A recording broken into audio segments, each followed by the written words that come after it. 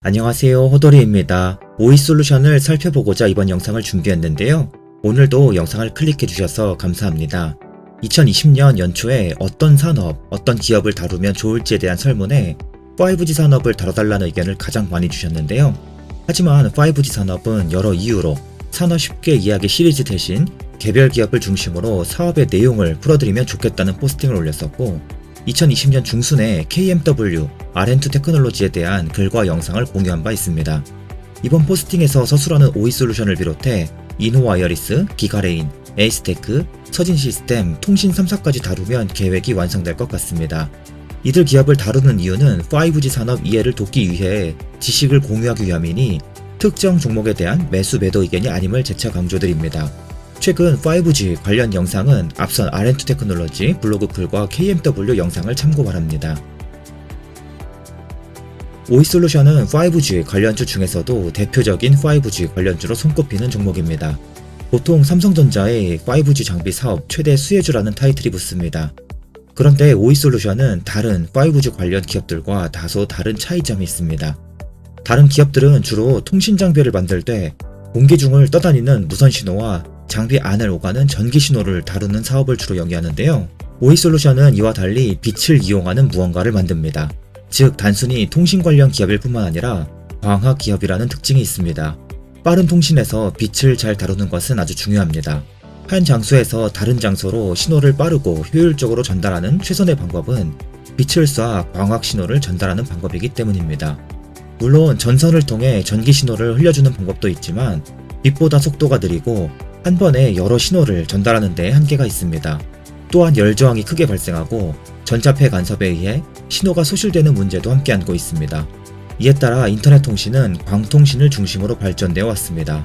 우리가 미국에 있는 유튜브에 시간 지연 없이 접속해 영상을 실시간으로 볼 수 있는 것도 집에 있는 컴퓨터와 미국의 유튜브 서버가 실시간으로 빛의 속도로 신호를 주고받으며 통신하기 때문에 가능한 것입니다.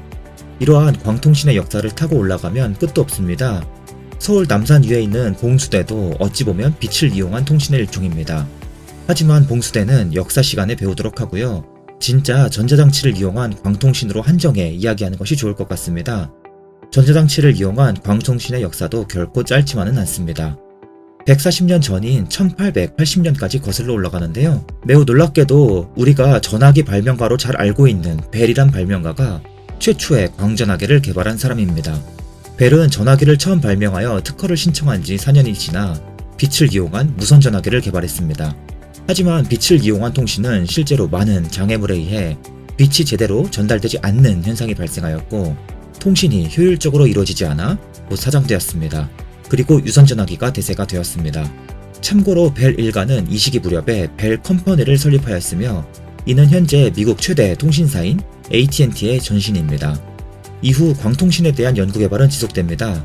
파이프라인에 빛을 쏴 신호를 주고받으며 통신하는 방식이 연구되었으나 가장 어려운 점은 빛이 파이프라인을 따라 전달되는 과정에서 갖은 장애 요인으로 인해 빛이 소실되거나 분산되어 버리는 점이었습니다.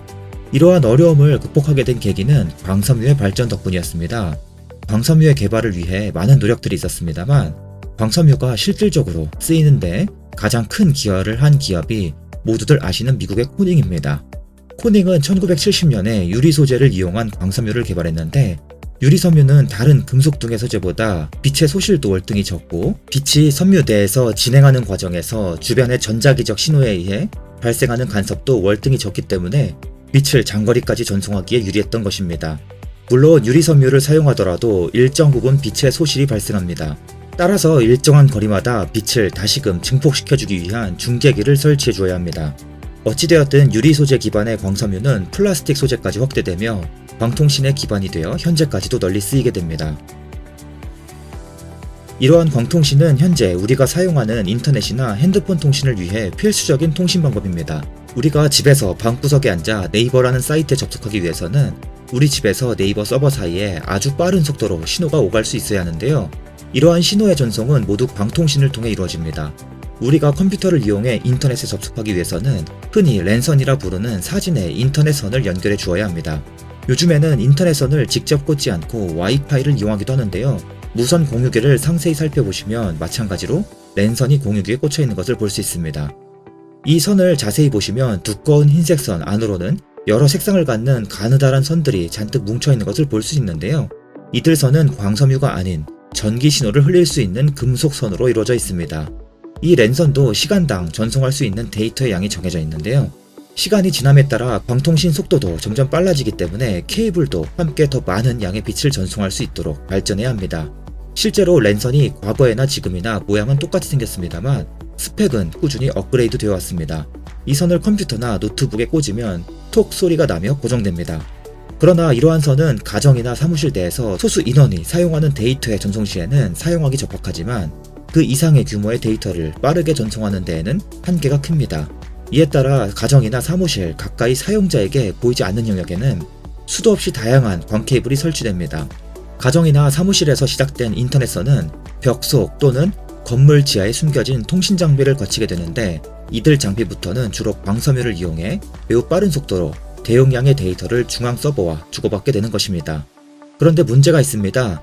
광통신은 말 그대로 신호를 빛을 이용해 주고받는 겁니다. 상대방이 신호를 보내면 이 신호는 빛의 형태로 통신 장비 안으로 들어오게 됩니다. 그러나 어디까지나 빛을 이용해서만 통신을 할 수가 없습니다. 어느 지점부터는 전기 신호로 변환해 주어야 합니다. 또한 컴퓨터나 노트북과 같은 전자기기도 빛으로 된 신호를 처리할 수 없습니다. 모든 신호 처리가 전기 신호, 즉 전류를 통해서 이루어지기 때문입니다. 빛과 전류는 전혀 상이한 파동이기 때문에 컴퓨터나 노트북은 광신호가 들어와도 읽어드릴 수가 없습니다. 따라서 빛으로 된 신호를 전기 신호로 바꾸어주는 장치가 필요합니다. 이를 광 트랜시버라 합니다. 광 트랜시버는 매우 빠른 속도로 끊임없이 깜빡이는 빛을 고속으로 전류로 바꾸어 전송해 줍니다. 컴퓨터와 노트북은 광 트랜시버가 변환해 준 전류 신호를 받아 신호를 처리해 우리에게 결과물을 출력해 주는 것입니다. 신호가 들어올 때뿐만 아니라 나갈 때도 마찬가지입니다. 우리가 데이터를 입력하면 컴퓨터는 전류를 통해 신호를 만들어내고 이를 광 트랜시버에 보내면 광 트랜시버는 이 전류를 빛으로 바꾼 뒤 광섬유로 쏴주게 되는 것입니다. 이처럼 광 트랜시버는 신호가 들어올 때, 나갈 때 모두 신호를 변환하는 역할을 맡게 됩니다. 트랜시버라는 단어 자체가 송신기라는 뜻의 트랜스미터와 수신기라는 뜻의 리시버가 합쳐져 만들어진 단어입니다. 광랜을 사용하는 네트워크에서 네트워크 간 연결에 필수적으로 사용될 수밖에 없습니다. 광 트랜시버는 우리 근처에 위치한 통신 장비에만 쓰이는 것이 아닙니다. 각종 통신사가 설치하는 통신 장비에 널리 쓰입니다. 내 컴퓨터가 네이버에 접속한다는 신호를 쏘면 이 신호는 광섬유를 타고 통신사의 수많은 통신 장비들을 거쳐 네이버 서버로 전송됩니다. 이때 통신사의 통신 장비들은 전송된 신호를 처리하는 과정을 여러 차례 거치게 되는데 이때에도 통신 장비는 신호를 오직 전류로만 처리할 수 있기 때문에 빛을 받아들여 전류로 변환해주고 반대로 다시 전류를 빛으로 변환해주는 광 트랜시버가 반드시 필요합니다.